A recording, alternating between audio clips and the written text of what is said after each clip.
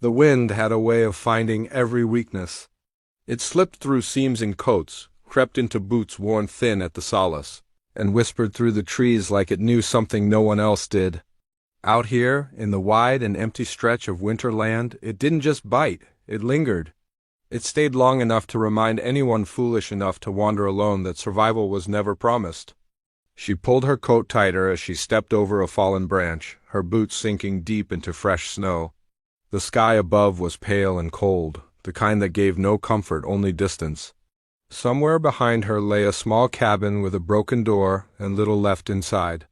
No fire, no food, and no reason to return unless she wanted to wait for the cold to take her slow and quiet. So she kept walking. Firewood, that was all she had set out to find. Just enough to last a few nights. Enough to hold off the dark a little longer. The kind of task that should have been simple once, back when there were neighbors, wagons on the trail, and smoke rising from more than one chimney. But that was before the long winter settled in, before the roads disappeared under ice and silence. Now every step was a wager. Her fingers were stiff, barely able to close around the small bundle of twigs she had gathered. It wasn't enough, not nearly enough. She knew it, and the thought pressed on her harder than the cold. The sun was already sinking behind the mountains, dragging the light away with it, and once it was gone, the temperature would fall fast. She needed more. The trees grew thicker as she moved deeper into the woods, their branches heavy with snow.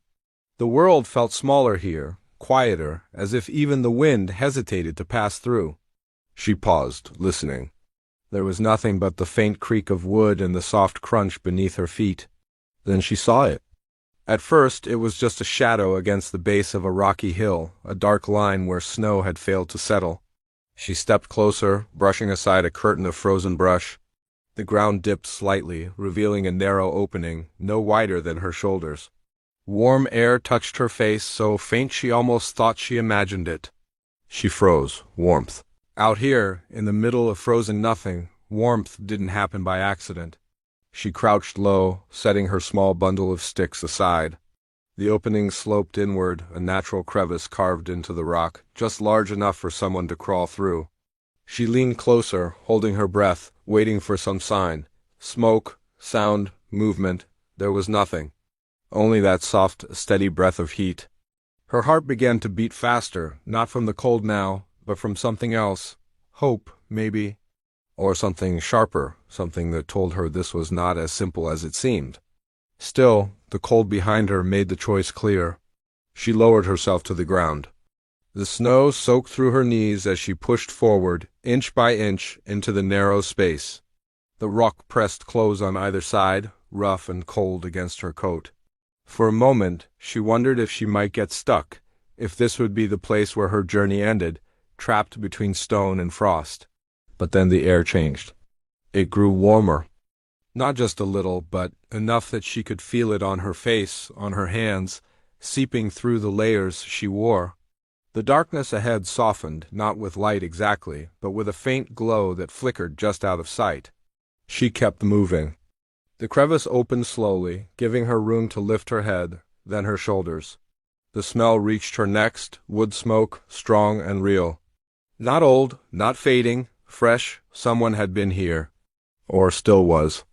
She hesitated, her hand resting against the stone wall. Every story she had ever heard about the wild came back in a rush.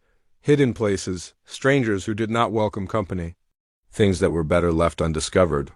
But the warmth pulled at her stronger than fear. She moved forward again, more carefully now. The passage widened just enough for her to kneel, then to crouch. The glow ahead grew brighter, turning from a whisper of light into something steady and alive. Her breath caught as she reached the edge of the opening. And then she saw it. A space carved into the rock, larger than she expected. Firelight danced against the walls, casting long shadows across a neatly stacked pile of firewood. A small stove burned at the center, its heat filling every corner. There were blankets, shelves, jars lined up with care. It wasn't just a shelter. It was a home. Her first thought was simple and sharp. She had found a way to survive the winter. But then something shifted. A sound, soft, almost lost beneath the crackle of the fire. She didn't move. The warmth wrapped around her, easing the ache in her bones, tempting her to step inside, to leave the cold and the fear behind. Yet her eyes stayed fixed on the far side of the room, where the shadows seemed just a little too deep. The sound came again. Not the fire. Not the wind. Something else.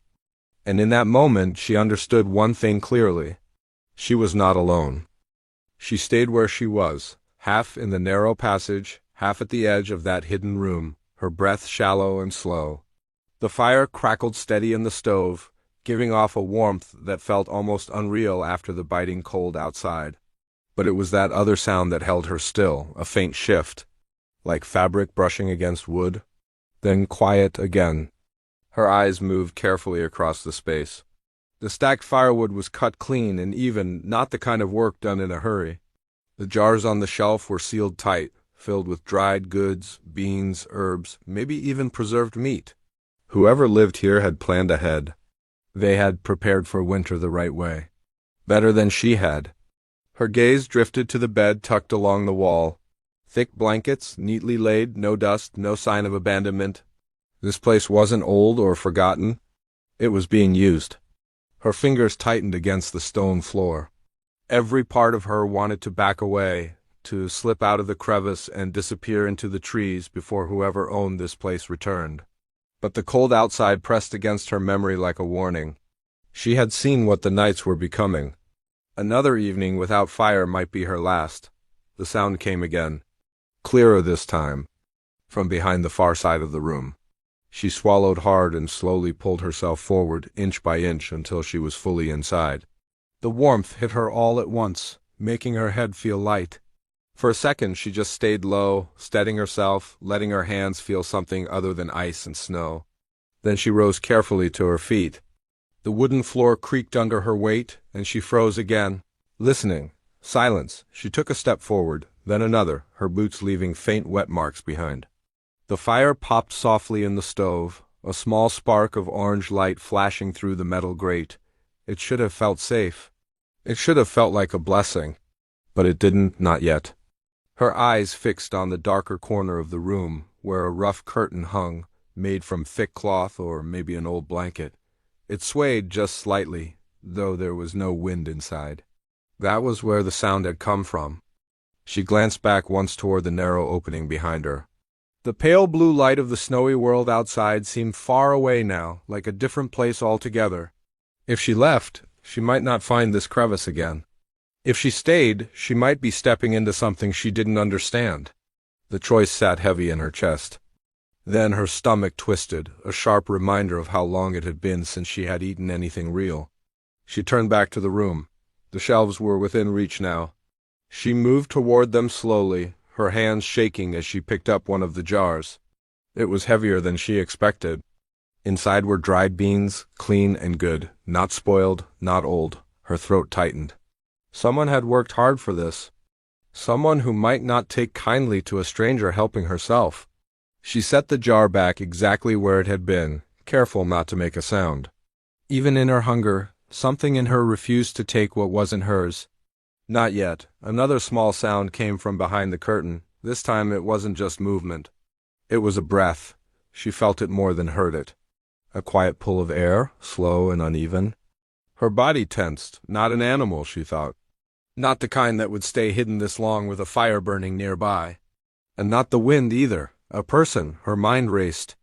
Maybe the owner of this place was hurt, sick. That could explain the stillness, the silence.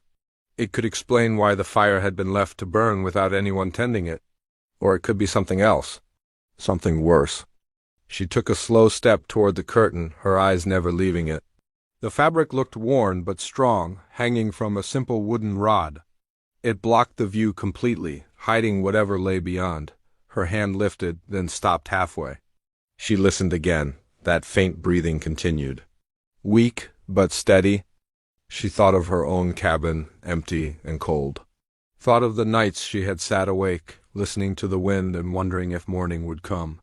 If someone had found her then, if someone had stepped through her door with even a little warmth to offer, she would have seen them as nothing less than a miracle. Maybe this was that moment just turned around. Or maybe she was walking into a trap she couldn't see. Her hand moved closer to the curtain. The fire behind her cracked loudly, making her flinch. The sound echoed off the stone walls, louder than it should have been. For a second, everything went still again. Even the breathing. Her heart began to pound. She stood frozen, her fingers just inches from the fabric, waiting. Then slowly, the breathing started again. But this time it changed. It grew sharper, more aware. As if whatever was behind that curtain had hurt her too. A chill ran through her, stronger than anything the winter wind had brought. The warmth of the room no longer felt safe. It felt watched. She took a step back without meaning to, her heel brushing against the wooden floor with a soft scrape. The curtain shifted, not from wind, from the inside. She held her breath. For a long moment nothing else happened. The fire burned, the shadows moved along the walls. The world outside stayed distant and silent. Then, slowly, a shape pressed against the fabric from behind, not large, not sudden, but human. Her mind filled with questions she had no time to answer. Who was it? How long had they been there? Why hadn't they spoken? And the one that mattered most, would they see her as help? Or as a threat? The fabric moved again, just enough to show the faint outline of a hand, reaching right toward where she stood. She didn't step forward, and she didn't run. For a moment she stood caught between both choices, her breath shallow, her eyes fixed on the shape pressing against the curtain. The hand behind the fabric trembled slightly, not with force but with weakness. That alone told her something important. Whoever was there was not strong enough to rush her. Still, that didn't mean they were harmless. The fire snapped behind her, and the sound seemed louder now, as if the room itself was holding its breath. The hand stayed where it was, fingers faintly outlined through the cloth, reaching but not quite pushing through. Her own hand lowered slowly to her side. "I'm not here to take anything," she said, her voice quiet but steady. The words felt strange in the air, like they didn't belong in a place that had been silent for so long. For a heartbeat, nothing changed. Then the hand shifted, just a little as if reacting to the sound. The breathing behind the curtain grew uneven again. She took that as an answer, though she wasn't sure what kind. Her eyes flicked once toward the shelves, the jars, the careful order of everything in the room. This place had been built with time and effort. It wasn't the work of someone careless or cruel. It was the work of someone who understood winter and feared it enough to prepare. The same fear she carried. "I was looking for firewood," she added, a little softer now. "That's all?" The curtain moved again, a slow ripple from top to bottom. The hand pressed forward, then fell back, disappearing from view. A faint sound followed, like a low exhale, almost a sigh. She waited. Nothing. Her chest tightened. If the person behind the curtain was hurt, leaving them there could mean leaving them to fade away. But stepping closer meant crossing a line she couldn't take back. Her thoughts drifted, uninvited, to the weeks before the heavy snow came, back when the valley still had signs of life. A wagon track frozen into the dirt. Smoke rising once in the distance. She had not gone toward it then. She had kept to herself, telling her own kind of story about survival. Now she stood in someone else's. Her stomach twisted again, hunger mixing with something heavier, guilt maybe. Or the simple truth that out here, no one survived long without choosing when to trust and when to risk. She stepped closer to the curtain. The floor creaked again under her weight, but she didn't stop this time. Her hand lifted, slow and careful, until her fingers touched the rough fabric. It was warm on the other side. That settled it. She pulled the curtain aside just enough to see. The space behind it was smaller, tucked deeper into the rock, lit faintly by the spill of firelight from the main room. A narrow bed lay against the wall, and on it a figure wrapped in blankets, face pale against the dim glow. Not old, not young either. Just worn. The person's eyes were open, watching her. Not with fear exactly, but with a kind of quiet caution, the same look she knew she carried herself. Neither of them spoke at first. She let the curtain fall back halfway, not closing it completely, but not opening it wide either. Enough space to see, enough space to step away if she had to? "You've been here alone," she said, more statement than question. The figure on the bed shifted slightly, wincing at the movement. Their hand moved again, this time visible in the small gap, resting against the blanket. A pause, then a small nod. The answer sent a weight through her. Alone, injured, holding on to this hidden shelter while winter closed in. It was a hard picture to ignore. What happened? She asked. The figure's lips parted, but no words came at first. Only a breath, thin and strained. Then slowly a voice followed, rough from disuse. "Storm," came the reply, barely above a whisper. That was all, but it was enough. She had seen those storms. The kind that rolled in fast and buried everything under a wall of white. The kind that could break a person before they had time to find cover. Her gaze dropped briefly to the person's side. Even through the blankets, she could see the stiffness in how they held themselves. An injury, likely bad enough to keep them from moving far, maybe even from gathering more wood. Which meant something else. The fire, the wood stacked neatly. Those supplies were not endless. And if she stayed, they would run out faster. The thought settled between them, unspoken, but real. The person on the bed seemed to understand it, too. Their eyes shifted past her, toward the main room, toward the shelves and the stove, then back to her again. A question without words. She felt it clearly. Why are you here, and how long will you stay? Her jaw tightened slightly. I won't take what you need, she said, though she wasn't sure how she would keep that promise if the cold pushed her back to the edge again. The figure studied her for a long moment, as if weighing something deeper than her words. Trust didn't come easy out here, not after weeks of silence and survival. Another faint sound broke the moment, not from the bed, not from the fire, from outside. Both of them turned their heads at once. It was distant, muffled by snow and stone, but clear enough to recognize. A low crack, then another, like branches breaking under weight. Or footsteps moving where no one should be walking this late in the day. Her heart dropped. She looked back toward the narrow crevice, where the cold light of evening still lingered. The world outside had been empty when she entered. Now it didn't sound that way anymore. And if something had followed her trail through the snow, drawn by the same need for shelter or something far worse, then this hidden place was no longer hidden. The person on the bed noticed her expression. Someone? They whispered. She didn't answer right away, because she didn't know. But the sound came again, closer this time. And whatever was out there, it was not leaving. The sound outside came again, sharper this time, like weight pressing down on frozen branches. It echoed faintly through the narrow crevice, just enough to carry into the warm room and turn it uneasy. She moved without thinking, stepping back from the curtain and turning toward the entrance. The soft glow of the fire stretched across the floor, but beyond it, the opening looked colder now, darker than before. The sky outside had shifted toward evening, and the last light was fading fast. Whoever or whatever was out there had time to get closer. She crouched low, her movements slow and careful, and reached the edge of the crevice. The cold air brushed her face again, sharp and biting after the warmth behind her. She leaned just enough to see. Snow still fell, fine and steady. The trees stood quiet, heavy with white. For a moment it looked empty. Then she noticed it. A faint line in the snow, not far from where she had come through the trees.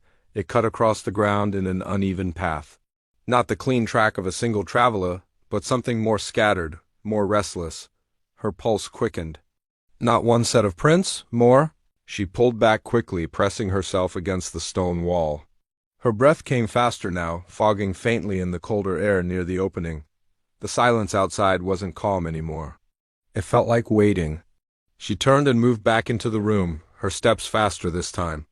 The firelight flickered across her face as she crossed to the curtain again. There's something out there, she said, keeping her voice low but urgent. The figure on the bed stiffened slightly. How many? I don't know, she admitted. More than one. That was enough. The tension in the small space shifted. It wasn't just about survival from the cold anymore. It was about keeping this place hidden, keeping whatever was outside from finding its way in. The person on the bed tried to push themselves up, but the effort showed in the tightness of their jaw. Pain held them back before they could rise fully. Easy, she said, stepping closer. You won't make it far like that. I have to, they replied, breath uneven. If they see the light. They didn't finish, but they didn't need to. The fire. It had been a comfort a moment ago. Now it felt like a signal. Her eyes moved to the stove, flames steady and bright inside, enough heat to keep them alive. Enough light to guide someone straight to them if they were close enough. Her mind raced. If we put it out, the cold takes over, she said. If we leave it, we risk being seen. The person on the bed closed their eyes briefly, as if weighing the same impossible choice. When they opened them again, there was something steadier there. There's a vent, they said quietly, up above the stove. Smoke goes out through the rock. But the glow... She followed their gaze upward. There, near the curved ceiling, was a narrow opening, barely visible unless you were looking for it. Clever, hidden well, but not perfect. She stepped toward the stove, her hands hovering near it, feeling the heat. She didn't want to put it out. Not when she knew what the night outside could do. But she also couldn't ignore the tracks she had seen. Another sound came from outside, closer. This time it wasn't just a crack.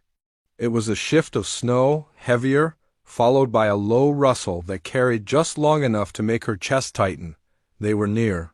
She turned back toward the crevice again, her movements sharper now. They're getting closer. The figure on the bed swung their legs slowly over the side, fighting through the pain.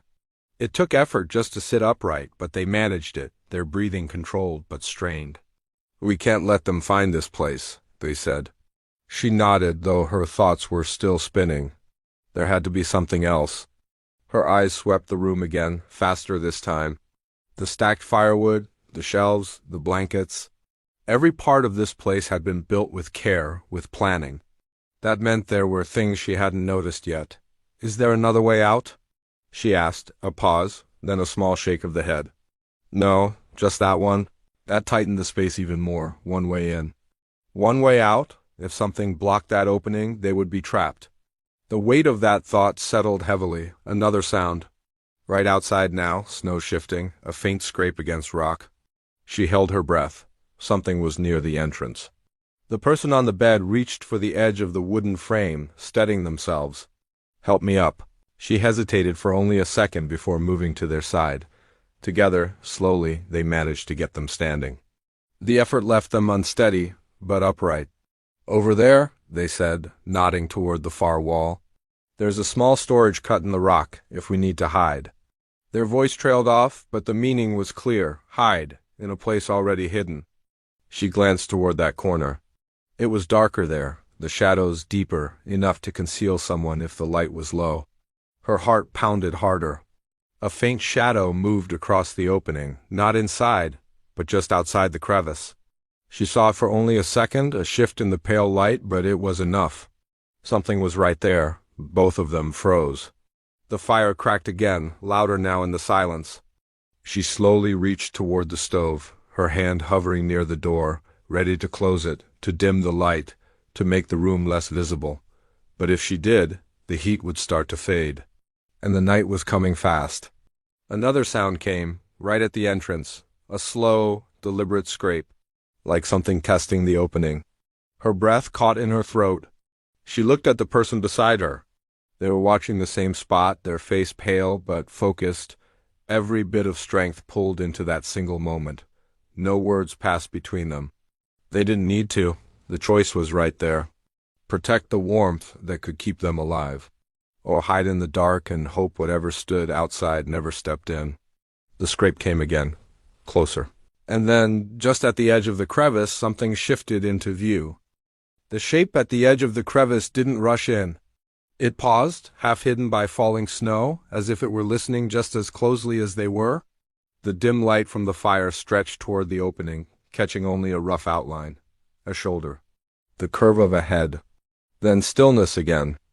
She slowly pushed the stove door closed, muting the glow without putting the fire out. The room dimmed, shadows pulling tighter against the walls. The warmth held, but the light no longer reached as far. Beside her, the injured strangers steadied themselves against the wall, breathing carefully, trying not to make a sound. Another figure appeared behind the first. Then a third. They moved cautiously, not like wild animals, but like people unsure of what they were approaching. That small difference shifted something in her mind. The tracks she had seen, the uneven pattern, it made sense now. Travelers, lost like her. Or desperate like her. The first figure crouched near the opening, peering inside. A gloved hand reached forward, brushing the edge of the rock. Then a voice, low and tired, broke through the quiet. "Anyone in there?" The sound of it changed everything. She let out a breath she didn't realize she had been holding. It wasn't relief exactly, but it wasn't fear either. It was something in between, something that asked for a decision. She glanced at the person beside her. Their eyes met hers, filled with the same question. Trust or turn them away? If they stayed silent, the strangers might move on, or they might force their way in. And if they did, it would not begin well. But if she answered, if she invited them in, the small safety of this place would be shared. The food, the firewood, the warmth, all of it would have to stretch further. Her stomach tightened at the thought. Then she remembered the cold outside, the empty cabin she had left behind, the long nights where survival had felt like a thin thread ready to snap. She stepped forward. "Yeah," she called out, her voice steady. "There's room." The figures outside froze for a moment, as if surprised to hear an answer. Then the first one leaned closer, eyes adjusting to the dim light. "We won't cause trouble," the voice said quickly. "We just need shelter." "I know," she replied. "Come in, slowly." One by one they crawled through the narrow crevice. Snow clung to their coats, their faces pale from the cold. 2 men and a younger one, not much older than a boy. All worn down, all carrying the same look she had seen in her own reflection. The look of people who had been fighting winter too long. They stopped just inside, taking in the room. The fire, the stacked wood, the shelves. Then their eyes shifted to the injured person beside her. Understanding passed between them without words. This place already had someone who needed care. It wasn't empty. It wasn't free. "We can help," one of them said quietly. "We've got a little food." Not much, but enough to share. That mattered more than the words themselves. She nodded once. "Then we all stay warm." The tension in the room didn't vanish all at once, but it eased. The strangers moved carefully, setting down what little they carried. A small sack of dried meat. A bit of flour wrapped tight in cloth. Not much, but added to what was already here, it meant something. Together they adjusted the space. One of them checked the vent above the stove, making sure the smoke stayed hidden. Another added wood to the fire, careful to keep the flame steady but low. The younger one fetched water from a small container near the wall and handed it to the injured person, who took it with a quiet nod. No one spoke loudly. No one moved carelessly. They all understood what this place was now. Not just a shelter, but a shared chance. As the night deepened outside, the storm picked up again. The wind returned, pushing against the rock, howling through the trees. Snow fell thicker, covering tracks, erasing the path that had led each of them here. Inside, the warmth held. She sat near the stove, her hands finally steady, the heat sinking into her bones.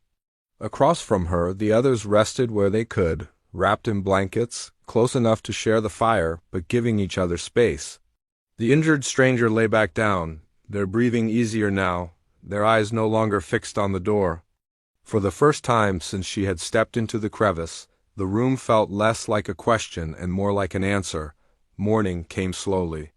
The storm had passed, leaving the world outside buried and quiet. Light filtered through the narrow opening, softer now, less harsh than the day before. She crawled to the entrance and looked out. The snow lay deep, smooth, and untouched. No tracks, no signs of anything moving nearby. The danger she had feared was gone, buried under a clean white layer. Behind her, the others stirred. The fire still burned. The supplies still stood. Not endless, but enough for now. She turned back, meeting the eyes of the people who had shared the night with her. Strangers only hours ago, now something closer to partners in survival. "We'll need more wood," one of them said. "And food," another added. She nodded. This place could carry them through winter, but only if they worked together. Only if they stopped thinking like they were alone. She stepped back from the crevice, brushing snow from her sleeves. "I know where to start," she said. And this time, when she looked around the small, warm room carved into the rock, she didn't see a hidden shelter that belonged to one person. She saw a beginning. A fire that would not go out easily. A place where survival wasn't just about holding on, but about choosing to stand together when the cold tried to break them apart. Outside, winter still ruled the land. But inside, they had found something stronger. Thanks for watching this story. Subscribe to the channel for more heartfelt stories. Your support helps keep these stories alive. Tell me in the comments what you felt about this story and what kind of stories you want to see next. See you in the next story.